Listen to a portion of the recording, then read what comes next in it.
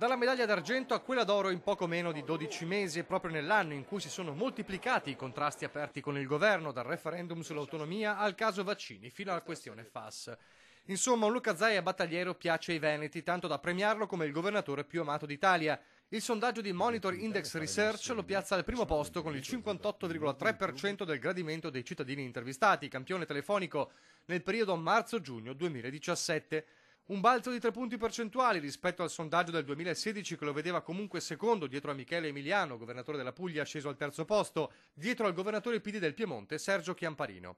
Un successo che Zaia dedica alla sua squadra di giunta, aggiungendo: spero che questo riconoscimento sia determinato soprattutto dal fatto che la gente percepisce che tutto ciò che facciamo lo facciamo con il cuore, e puntualizzando poi: ogni statistica va valutata con equilibrio, perché se la media dice che ogni italiano mangia un pollo l'anno, significa che ce n'è uno che ne mangia 10 e altri che non lo mangiano mai. Ma il segnale che arriva da queste indagini mi sembra chiaro: nel lavoro istituzionale serve prima di tutto il rispetto verso i cittadini amministrati.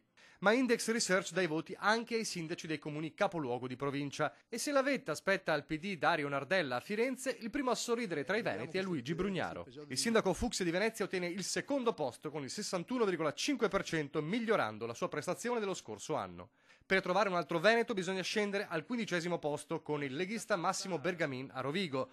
Poi al 32° posto Jacopo Massaro e le sue civiche di Belluno. Il primo sindaco targato PD, Achille Variati, che a Vicenza scende al 37° posto con il 55,2%. Gli altri? Non pervenuti, o meglio, non rientrano nel monitor, che si focalizza soltanto su chi ha raggiunto almeno il 55% dei consensi. Insomma, un esercito di primi cittadini veneti finisce dietro la lavagna e rimandato al prossimo sondaggio.